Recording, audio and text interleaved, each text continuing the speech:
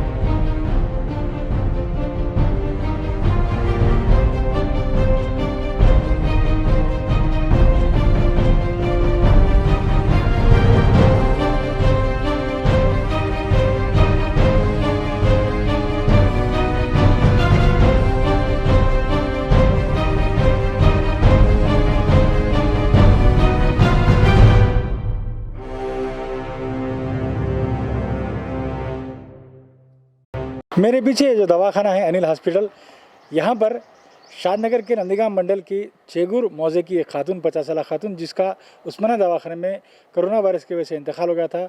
अपने इंतकाल से कबल उस खातून ने यहाँ पर इलाज करवाया था और ज़िला इंतज़ामिया का ये इल्ज़ाम है कि इस दवाखाने के इंतज़ामिया ने ये जानते हुए कि उस खातून को कोरोना वायरस है, इंतज़ामिया को उस बात की इतला नहीं दी। लिहाजा इंतज़ामिया ने उसकी इस गलतफहमी की पादाश में इस दवाखाने को मुखफ़ल कर दिया और अब इंतज़ामिया ये पता लगाने की इसमें लगा हुआ है। अब इंतज़ामिया ये पता लगाने में लगा हुआ है कि जिस वक्त वो खातून जिसको कोरोना पॉजिटिव था वो इस दवाखाने में आई थी, तो उस वक्त कितने पेशेंट्स थे और कितने पेशेंट्स इससे मुतासिर हुए होंगे, इसके मुताल्लिक़ इंतज़ामिया फ़िक्रमंद है। लिहाजा इंतज़ामिया ने दवाखाने के इंतज़ामिया की गफलत पर उसको मुखफ़ल कर दिया है। अब ये दवाखाना जो है सो सीज़ हो गया है। मैं यहाँ पर आपको एक बात बताना चाहता हूँ कि इस तरह और भी दवाखाने आसपास के हैं। इस दवाखाने को सीज़ करने पर वो दवाखाने भी अपने तौर पर बंद कर चुके हैं। इस तरह से आवाम को काफ़ी दुश्वारियों का सामना भी हो रहा है।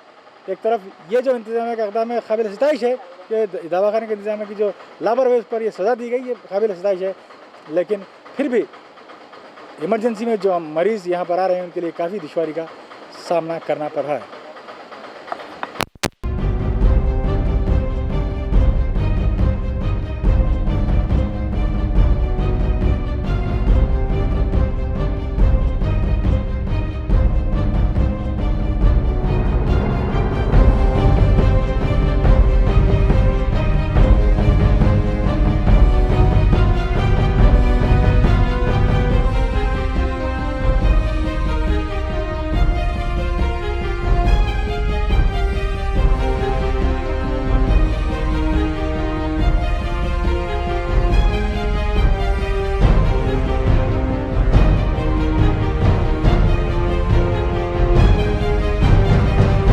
मैं अब जिस अस्पताल के सामने खड़ा हुआ हूँ वो मल्लिका हॉस्पिटल है।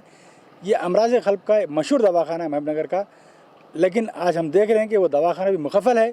इस तरह शहर में कई बड़े दवाखाने जहाँ पर अमराज क़ल्ब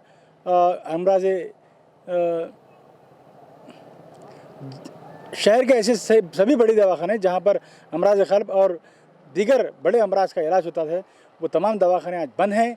सरकारी दवाखाने में भी इमरजेंसी हालत में पेशेंट्स को नहीं लिया जा रहा है।